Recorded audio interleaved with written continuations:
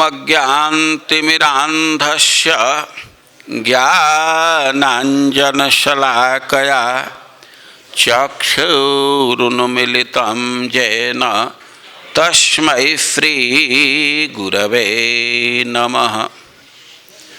हे कृष्ण करुणा सिंधु दीनबंधो जगत्पते गोपेश गोपिकाकांत राधाकांत नमस्तुते। जयतां सुरतोर्पंगोर मम मंदमतिर्गति मत्सर्वस्वपदाम्भोज राधा मदन मोहनौ। तप्त कांचन गौरांगी राधे वृंदावनेश्वरी वृषभानुसुते देवी प्रणमामि हरिप्रिये। नमो महावदान्याय कृष्ण प्रेम प्रदायते कृष्णाय कृष्ण चैतन्य नामने गौरतुषे नमः। श्री चैतन्य मनोभीष्टं स्थापितं येन भूतले सोऽयं रूपः कदा मह्यं ददाति स्वपदान्तिकं। वाञ्छाकल्पतरुभ्यश्च कृपा सिन्धुभ्यैव च पतितानां पावनेभ्यो वैष्णवेभ्यो नमो नमः। जय श्री कृष्ण चैतन्य प्रभो नित्यानंद श्री अद्वैत गदाधर श्रीवासादि गौर भक्तवृंद। हरे कृष्ण कृष्ण कृष्ण हरे हरे हरे राम राम राम हरे हरे। हरे कृष्ण कृष्ण कृष्ण हरे हरे हरे राम राम राम। श्रीमद्भागवतम स्कंध 7 अध्याय 9 श्लोक 35। ओम नमो भगवते वासुदेवाय।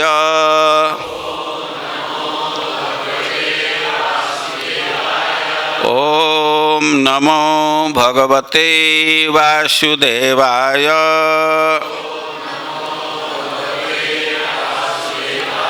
ओम नमो भगवते वासुदेवाय।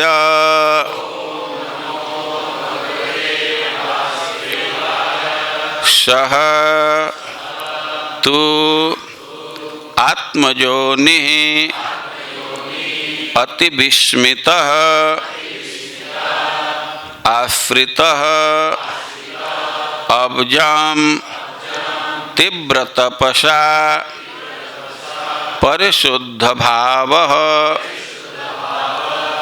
त्वाम् आत्मनि ईश भुवि गंधम इव अतिसूक्ष्मं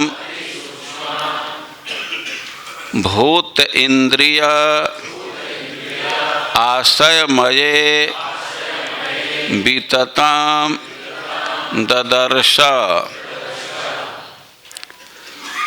सत्वात्मजोनिरतिविस्मित सत्वात्मजोनिरतिविस्मित आश्रितोब्जम्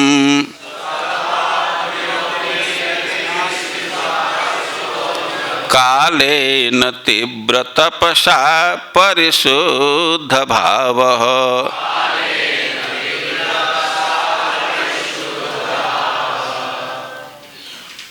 त्वात्मा त्वात्मात्मनीश भुवि गन्धमिवाति सूक्ष्मम्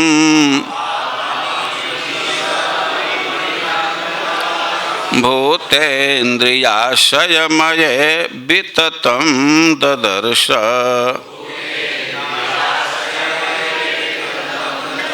स त्वात्मजोनिरतिविस्मितयाश्रितोऽब्जम्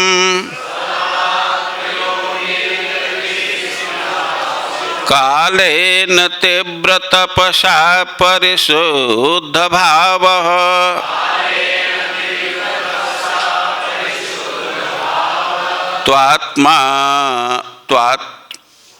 त्वामात्मनीश भुवि गन्धमिवाति सूक्ष्मम्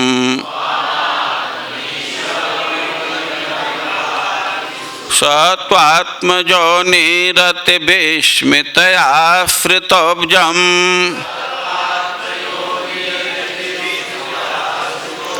कालेन तीव्रतपसा परिशुद्धभावः त्वामात्मनीश भुवि गन्धमिवाति सूक्ष्मम् भूतेन्द्रियाशयमये विततं ददर्श। स त्वात्मजोनिरतिविस्मितयाश्रितोऽब्जम् स त्वात्मजोनिरतिविस्मितयाश्रितोऽब्जम् कालेन तीव्रतपसा परिशुद्धभावः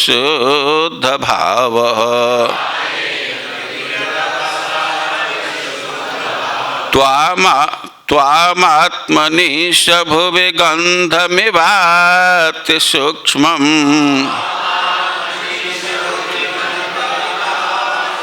भूतेन्द्रियाशयमये विततं ददर्श।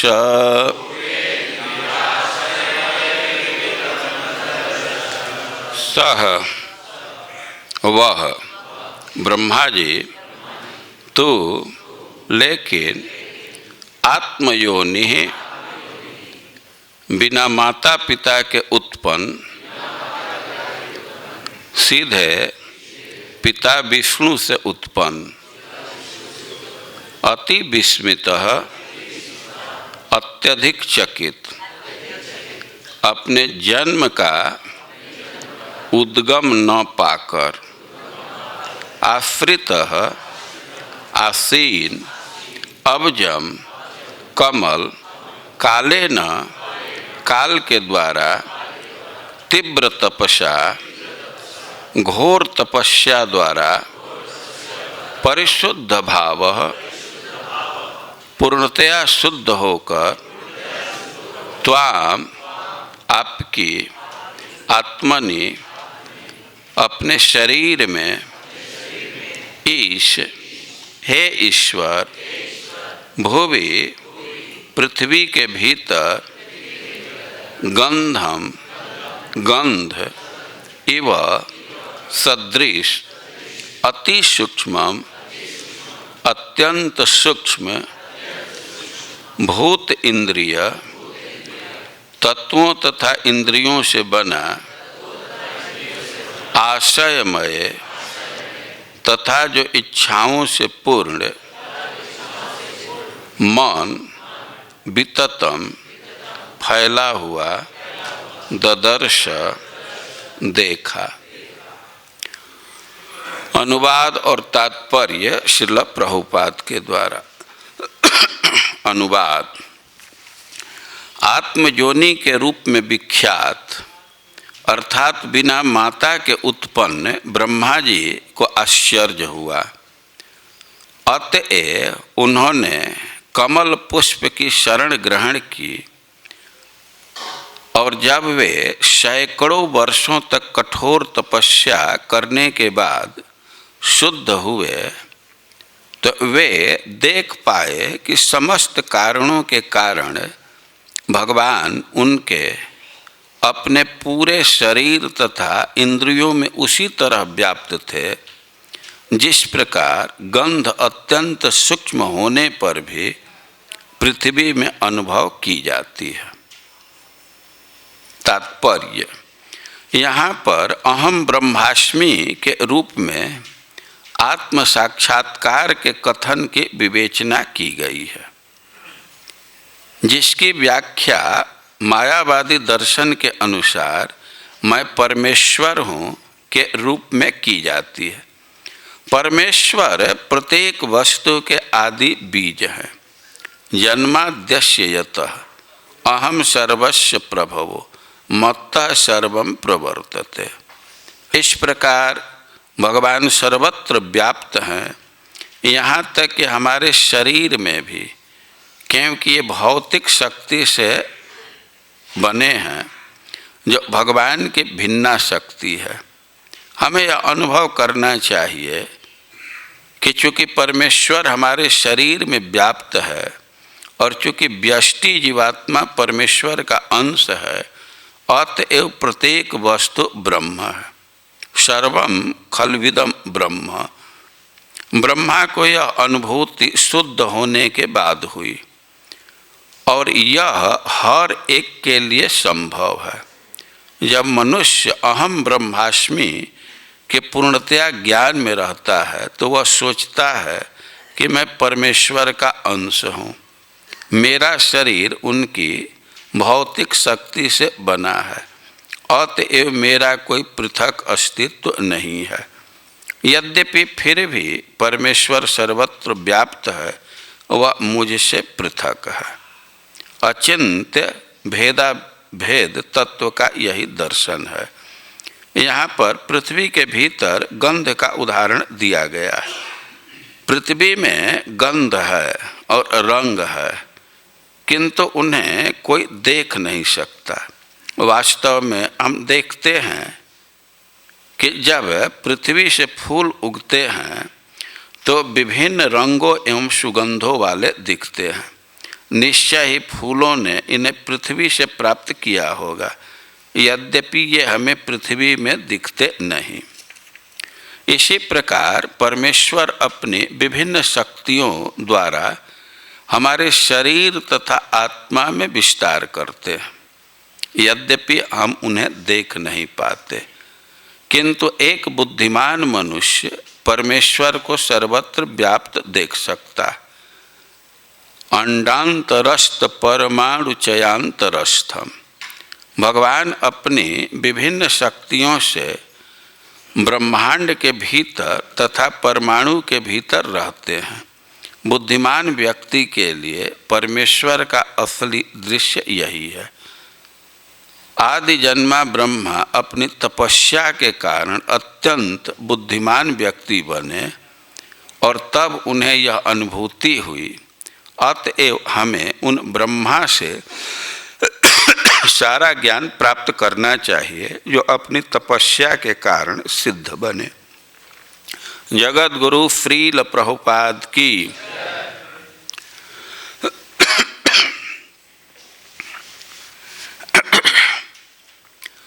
हम लोग प्रहलाद महाराज की स्तुति का श्रवण कर रहे हैं। प्रहलाद महाराज नृसिंहदेव की स्तुति कर रहे हैं। नृसिंहदेव हिरण्यकश्यप का वध कर दिए।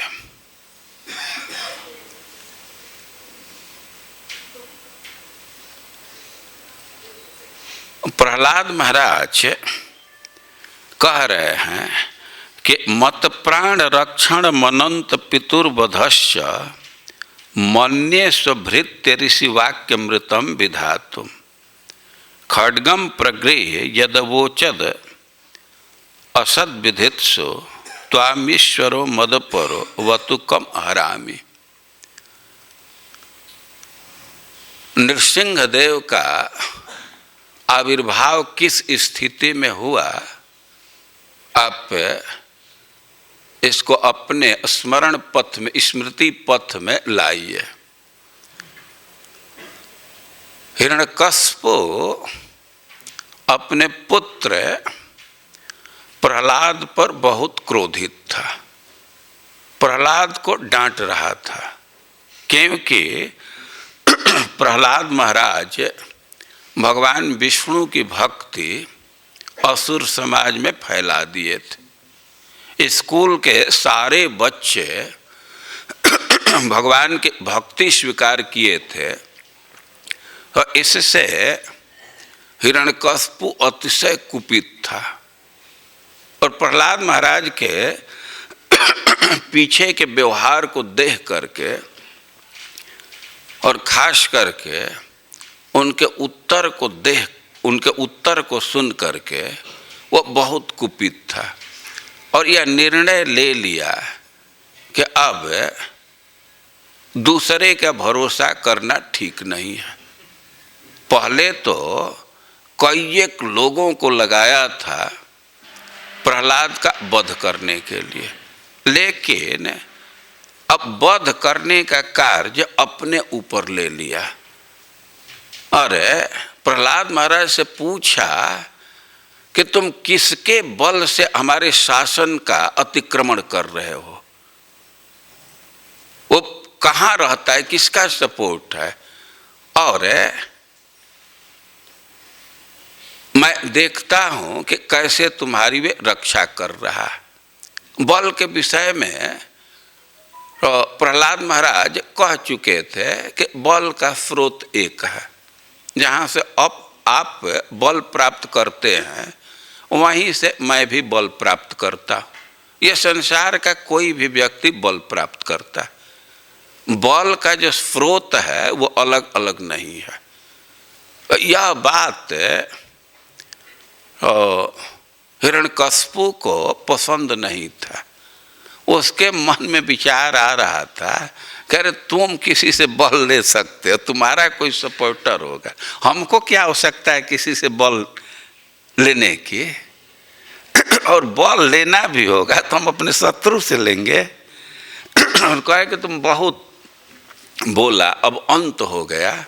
वो तलवार निकाला और कहा कि अभी तुम्हारा मैं गर्दन काटता हूँ, देखता हूँ कि कौन तुम्हारी रक्षा करता है। उनको बल देने वाला रहता कहाँ है, कहाँ है वह? प्रहलाद महाराज कहे कि वो तो सर्वत्र है। हिरण्यकश्यप कहा कि सर्वत्र है, क्योंकि तो सामने के खंभे में भी है। प्रहलाद महाराज कहे कि हाँ वहाँ भी है। हिरण्यकश्यप कहा कि दिखता क्यों नहीं है? प्रहलाद महाराज कहे कि हमको तो दिख रहा है। अच्छा तुमको दिख रहा है तो अभी बतलाता हूँ। और वह जोर से मुक्का मारा और नृसिंहदेव वहीं प्रकट हो गए। अब नृसिंहदेव के क्रोध को शांत करने के लिए ब्रह्मा जी के कहने से नृसिंहदेव की स्तुति कर रहे हैं प्रहलाद महाराज, और उसी क्रम में कह रहे हैं कि मत प्राण रक्षण मनंत पितुर्वधश्च मन्ये स्वभृत्य ऋषि वाक्य मृतम विधातु। यानी कि आप हमारे प्राणों की रक्षा किए, मत प्राण रक्षण, और पितुर्वधश्च, और हमारे पिता का वध किए। तो हम तो इस घटना को इसी रूप में स्वीकार कर रहे हैं कि आप ये सब कार्य अपने सेवक और ऋषि के वाक्य को सत्य करने के लिए किए। इसके पीछे कोई दूसरा कारण नहीं है। स्वभृत्य ऋषि वाक्य मृतम विधातु, अपने भृत्य के वचन को सत्य करने के लिए। अभी भृत्य कौन है? प्रहलाद महाराज भृत्य हैं। प्रहलाद महाराज कहे कि भगवान सर्वत्र हैं, तो भगवान प्रकट हो गए उनकी बात की रक्षा के लिए। या स्वभृत्य सनकादि ऋषि भगवान के सेवक हैं। तो वे लोग कहे थे जय विजय को कि 3 जन्म के बाद तुम लोग पुनः वापस आ जाओगे। तो अब 3 जन्म उनका कराना था, इसलिए हिरण्यकश्यप का वध कर दिए। और कह रहे हैं कि ऋषिवाक्य ऋतम विधातुम, या ब्रह्मा जी भगवान के भक्त हैं। अब ब्रह्मा जी वर दिए थे हिरण्यकश्यप को कि तुमको कोई पशु नहीं मार सकता, कोई आदमी नहीं मार सकता। तो ब्रह्मा जी की बात को सत्य करने के लिए भगवान नृसिंह रूप में प्रकट हो गए। या ऋषिवाक्य सत्यम विधातुम, आप घटना जानते हैं कि जब देवता लोग स्वर्ग पर पुनः अधिकार करने लगे तो वे लोग चाह रहे थे कि पूरा पूरा अधिकार कर लें, लेकिन इंद्र के घर में तो हिरण्यकश्यप की पत्नी रहती थी। हिरण्यकश्यप तो तपस्या में चला गया था, देवताओं को अवसर मिला, फिर स्वर्ग में आ गए, तो ये चाह रहे थे कि पूरा पूरा खाली करा लें। तो हिरण्यकश्यप के पत्नी को भी इंद्र पकड़ करके ले जा रहे थे, घसीट करके ले जा रहे थे, रो रही थी, बहुत रो रही थी। अब नारद जी वहाँ प्रकट हो गए और सीधा कहे मुंचा मुंचा पर परिग्रहम, ये दूसरे की संपत्ति है, दूसरा के परिग्रह है, दूसरा इसका पाणी ग्रहण किया है, तुम कैसे पकड़ लिया, छोड़ो छोड़ो। और इंद्र कहे कि हमको इस स्त्री से कोई मतलब नहीं है, इसके गर्भ में हमारे शत्रु का तेज है और मैं उसको मारना चाहता हूँ। तो मैं तो केवल तब तक स्त्री को रखूँगा जब तक यह प्रसव नहीं करती। प्रसव करेगी और इसके संतान का मैं वध करूँगा, इसको छोड़ दूँगा। नारद जी कह दे कि ना, असौ न प्राप्स्यते संस्था, इसकी मृत्यु नहीं हो सकती, क्योंकि यह महान है, अनंतानुचर, यह भगवान अनंत का भक्त है और इसके मृत्यु नहीं हो सकती। और नारद जी एक बार जब कह दिए कि इसकी मृत्यु नहीं हो सकती, तो उसी ऋषि के अपने भृत्य के बात को सही करने के लिए अब हमारी रक्षा किए और हिरण्यकश्यप का वध किए। तो कह रहे हैं कि वह तो हमको मारना चाह रहा था, तलवार निकाल लिया था, लेकिन अब हमारी प्राण की रक्षा किए। अब कोई प्रश्न कर सकता है कि भगवान एक व्यक्ति के प्राण की रक्षा कर रहे हैं और एक व्यक्ति के प्राण को ही खत्म कर रहे हैं, तब तो भगवान में भेदभाव है ना। भगवान पक्षपात कर रहे हैं, किसी की रक्षा कर रहे हैं, किसी की वध कर रहे हैं। और प्रहलाद महाराज अब इसी संभावित प्रश्न के उत्तर में कई एक श्लोक बोले। वे कह रहे हैं कि देखिए, एक दृष्टि से विचार किया जाए तो भगवान का कोई पराया नहीं है। वे पक्षपात क्या करेंगे? भगवान के लिए कोई पराया नहीं है, सब अपने हैं, सब उनके हैं और भगवान से बाहर कोई नहीं है।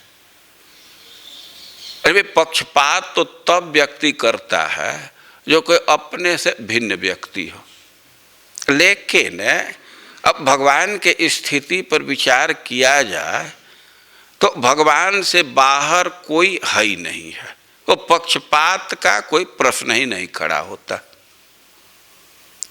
जैसे मान लीजिए कि हमारा शरीर है और कभी दाहिना हाथ उठा रहा हूँ, कभी बायां हाथ उठा रहा हूँ, तो हम तो कोई पक्षपात नहीं कर रहे हैं, दोनों हमारे हाथ हैं, जैसी आवश्यकता है उसके अनुसार इसको ऊंचा नीचा कर रहे हैं, और इसमें पक्षपात का कोई सवाल नहीं है, प्रश्न नहीं खड़ा होता। यह एक दृष्टि है। अब इसी सिद्धांत की स्थापना के लिए कि भगवान से बाहर कौन है या भगवान से भिन्न कौन है, ये दुनिया की रचना हुई है और इसमें भगवान के अतिरिक्त तो किसी दूसरे की सत्ता नहीं है। भगवान ही इस संसार के रूप में परिणत हुए और भगवान सब जगह व्याप्त है। इतना जरूर है कि अव्यक्त मूर्ति से मया तत्मिदं सर्वम जगदव्यक्त मूर्तिना, इस संसार में भगवान के अतिरिक्त और कुछ नहीं है।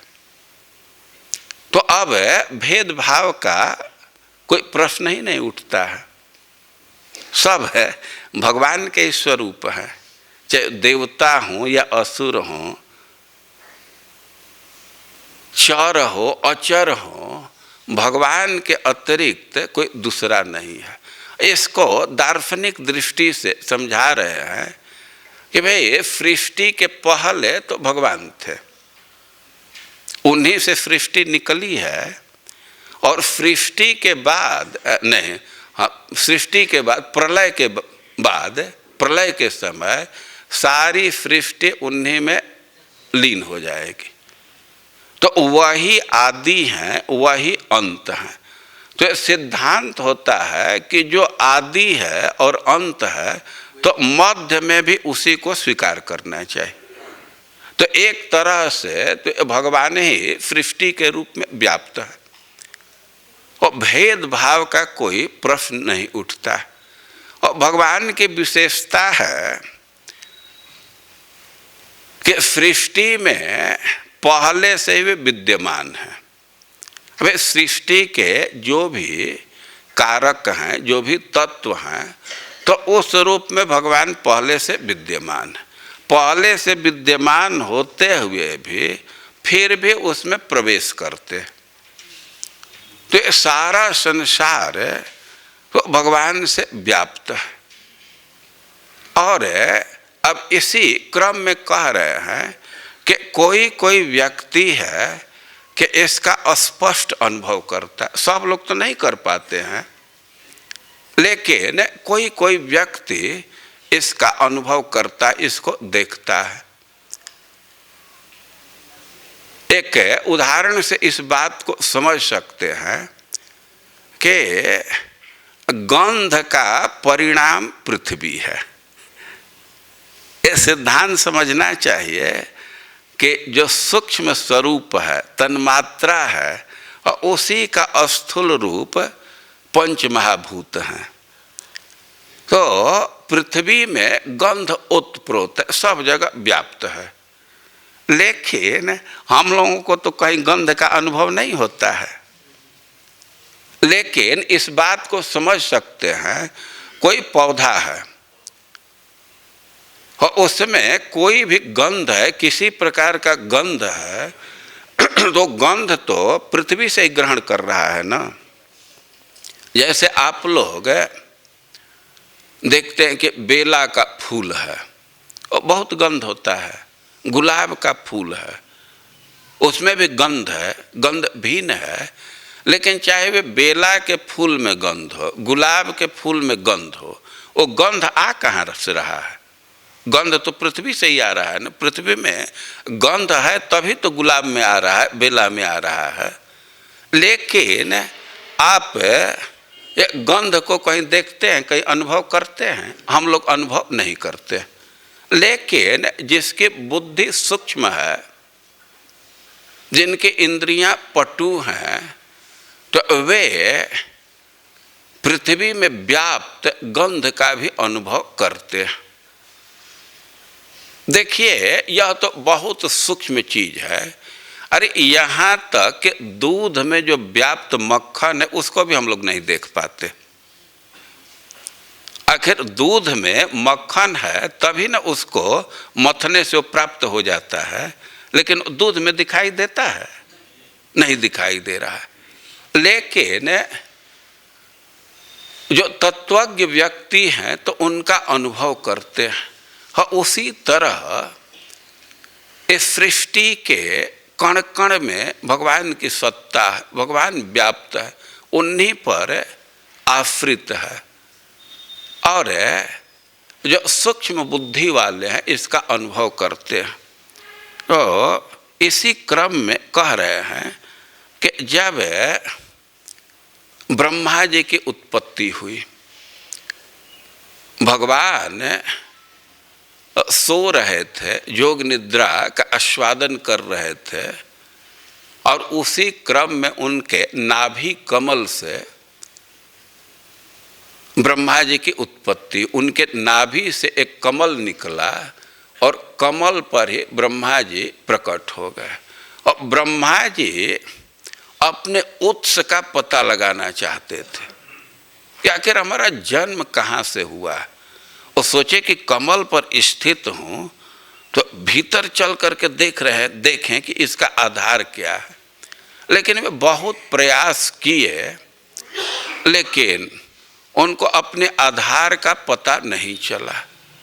वे सृष्टि भी करना चाहते थे, लेकिन कुछ स्मृति नहीं है कैसे सृष्टि करना होता है। बड़ा वे खिन्न थे, अपने से बहुत बहुत प्रयास किए अपने उत्स का पता लगाने के लिए और चीज भी जानने के लिए, लेकिन उनको निराशा मिली।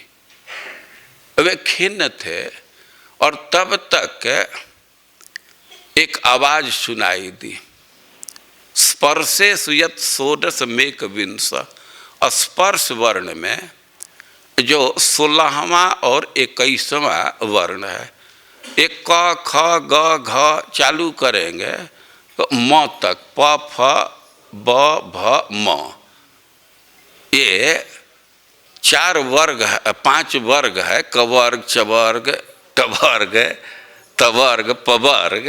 25 जो वर्ण है इसको स्पर्श वर्ण कहते हैं। तो इसमें जो 16वां वर्ण है त और 21वां प, द्विर्गदितम, त प। ब्रह्मा जी आवाज स्पष्ट सुने तो तद वक्ति दिदृक्षया, उनको इच्छा हुई कौन बोल रहा है, चला उसका चेहरा देख लें। और सामने कोई दिख नहीं रहा था तो अपना गर्दन घुमाए इधर उधर, और चारों दिशा में अपने गर्दन को घुमाए तो 4 मुख उनको हो गया, लेकिन किसी को देख नहीं पाए। लेकिन कमल पर ही स्थित थे, निराशा में थे, लेकिन उस शब्द में बहुत उनकी श्रद्धा थी और तपस्या में लग गए। अब जो है तपस्या करने लगे, कह रहे हैं यहाँ इस श्लोक में कि सह त्वात्मजोनि अति विस्मित आश्रितोब्जम। वे बड़े विस्मय में थे कि कहाँ से आवाज आ रही है, कौन हमारा आधार है, लेकिन अपने से पता तो नहीं लगाए, बहुत आश्चर्य में थे। लेकिन आश्रितः अब्जम, उसी कमल पर स्थित थे और कालेन तीव्र तपसा परिशुद्ध भाव, उस शब्द में श्रद्धा रह करके और बहुत समय तक तपस्या किए। कोई कोई प्रश्न कर देते हैं कि क्या ब्रह्मा जी तपस्या किए, और उत्तर दिया गया है मनोनिग्रह तपसा। वे अपने मन को एकाग्र किए,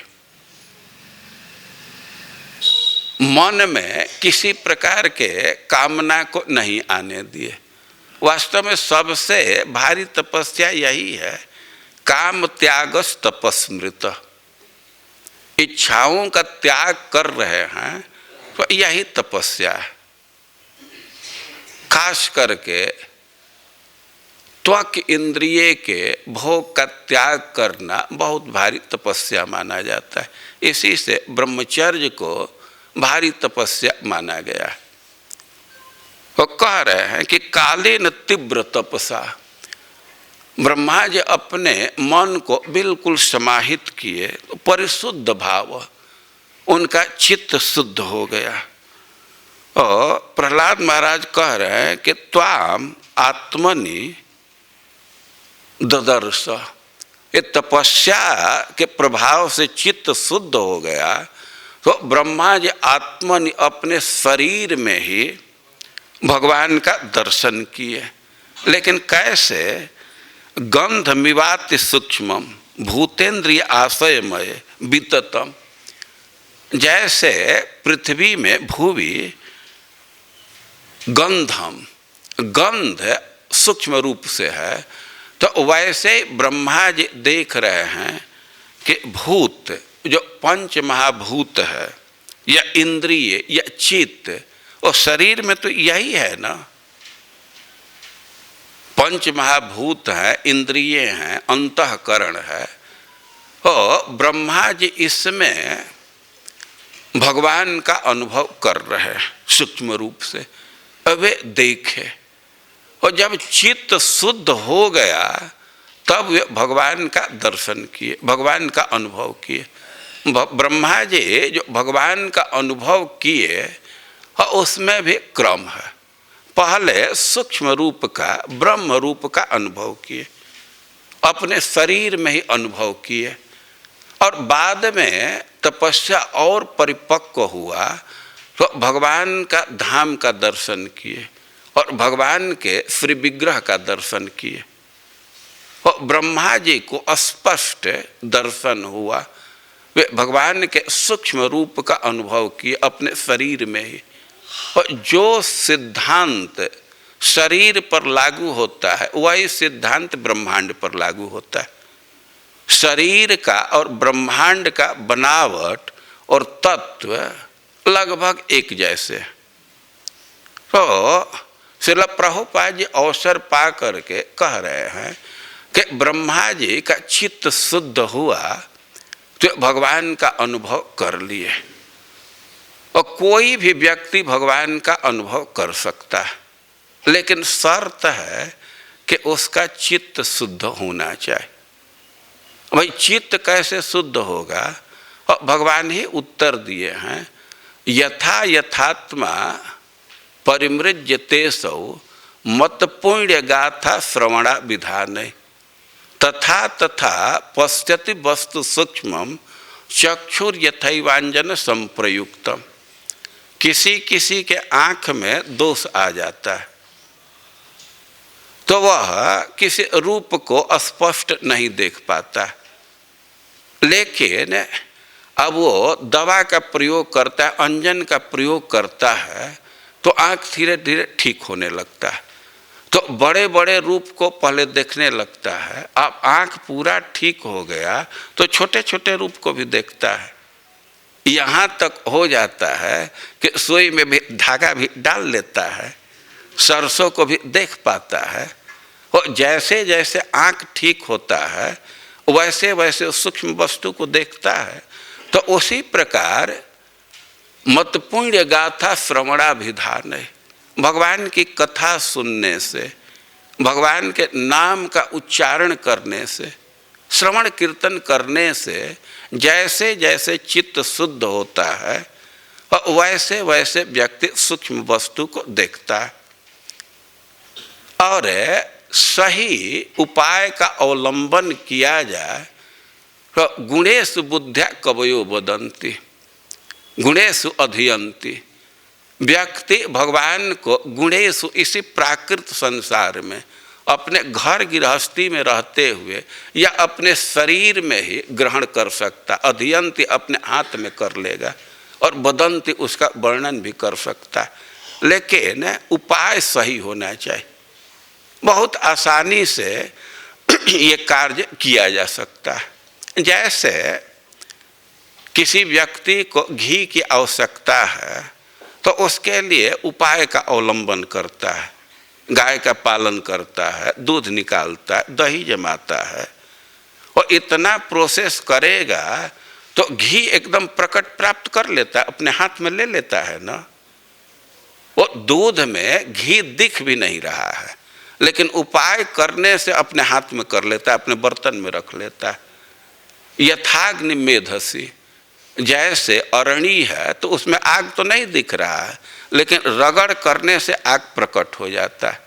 और उसी तरह बुद्धि योग का, भक्ति योग का आश्रय लेने से गुणेशु, मतलब इसी प्राकृत संसार में या इसी अपने शरीर में ही व्यक्ति भगवान को प्राप्त कर लेता है और उसका वर्णन दूसरे से भी करता है। और ब्रह्मा जी के अनुभव को प्रहलाद महाराज यहाँ बतला रहे हैं कि ब्रह्मा जी तपस्या के बल से अपने चित्त को शुद्ध किए और अति सूक्ष्म होने पर भी भगवान के ब्रह्म स्वरूप का अनुभव किए। श्रील प्रभुपाद जी अवसर पा करके कह रहे हैं कि कोई भी भगवान का अनुभव कर सकता है, लेकिन शर्त यह है कि उसको अपने चित्त को शुद्ध करना पड़ेगा। और चित्त शुद्ध करने का सबसे बड़ा उपाय है भगवान के विषय में श्रवण करना और उनके नामों का उच्चारण करना। हरे कृष्णा कृष्णा कृष्णा हरे हरे, हरे राम राम राम हरे हरे। हरे कृष्णा।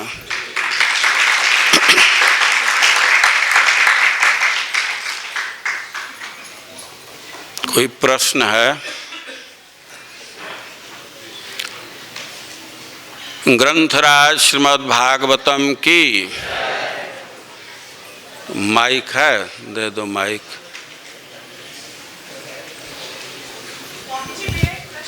हाँ, पहले ये पूछ लेंगे फिर तुम पूछना, पहले से।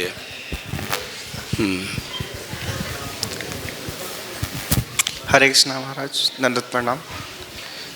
महाराज आपने बहुत ही सुंदर व्याख्या की। मेरा क्वेश्चन ये है कि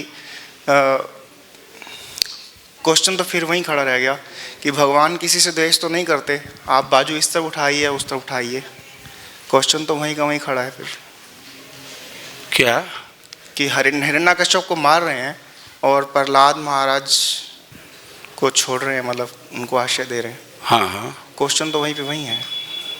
क्वेश्चन वही है। ठीक। राग और द्वेष तो है।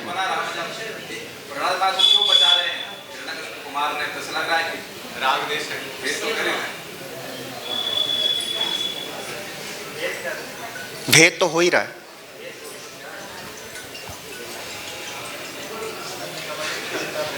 कुछ सुने नहीं तब।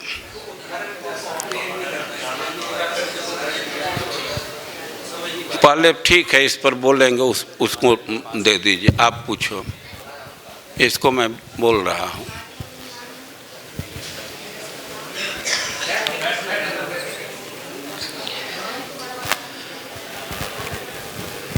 मुझे ना ये समझ नहीं आया कि भगवान तो हर जगह पर ही है, पर वो जो प्रहलाद को जो बचाया उन्होंने हिरण्य, मैं अपना क्वेश्चन भूल गई, मुझे इतना आनंद आया।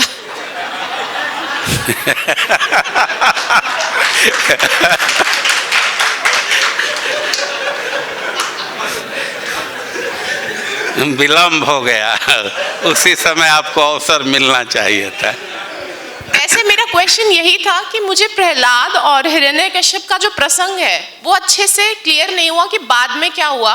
मुझे ये क्लियर हुआ कि भगवान हर जगह है, असुर में भी भगवान है। अब कोई मुझे परेशान करता है तो उसके अंदर भी भगवान है, तो फिर मैं उसको कैसे लूं? वो मुझे परेशान कर रहा है, भगवान उसके अंदर भी है, पर वो मुझे तब तक परेशान करता रहेगा जब तक उसका कर्म, मेरा कर्म पूरा नहीं होता। और बस मुझे ये हिरण्यकश्यप और प्रहलाद का प्रसंग, आप तो उत्तर दे दी। जब तक हमारा कर्म पूरा नहीं होगा तब तक परेशान करेगा, तो उसके लिए आप परेशानी से बचना है तो दो विकल्प है कि अब जितना आपका कर्म है उतने देर तक परेशानी सहते रहिए, लेकिन अब इसका तो कोई अंत नहीं है। कितना कर्म है कुछ आपको पता भी नहीं है, और दूसरा विकल्प है कि भगवान की भक्ति कीजिए।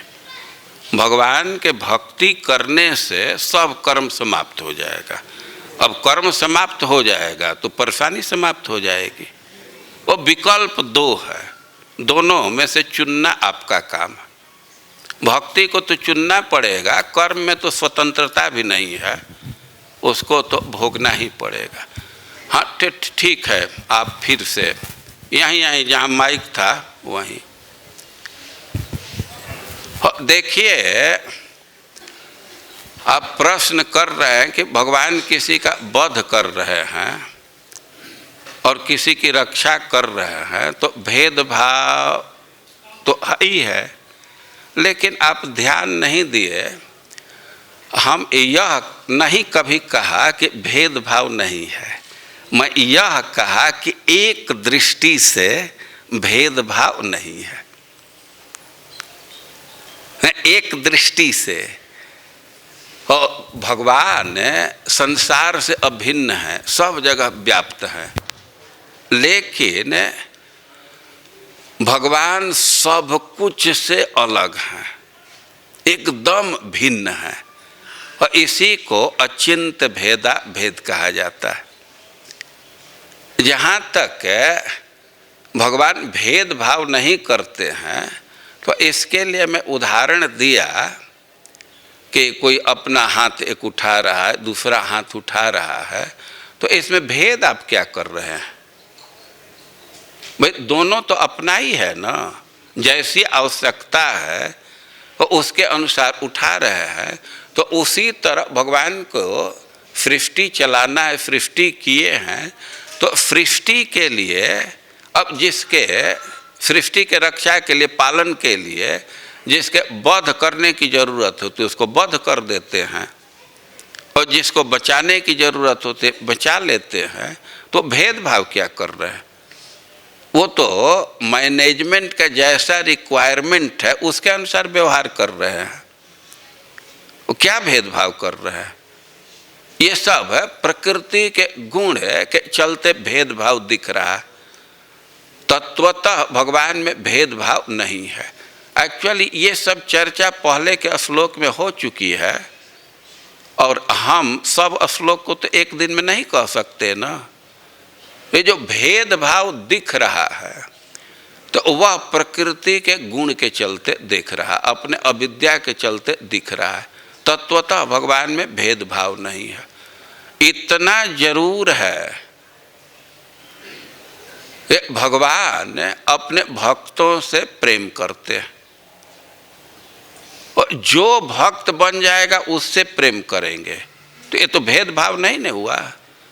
सूरत तरु रिव स्वभाव, कल्प वृक्ष के नीचे कोई व्यक्ति जा करके जो इच्छा करेगा वो प्राप्त हो जाएगा। तो कल्प तरु भेदभाव कर रहा है, भेदभाव हम लोगों के तरफ से है ना। कोई जा रहा है वहाँ, कोई नहीं जा रहा है।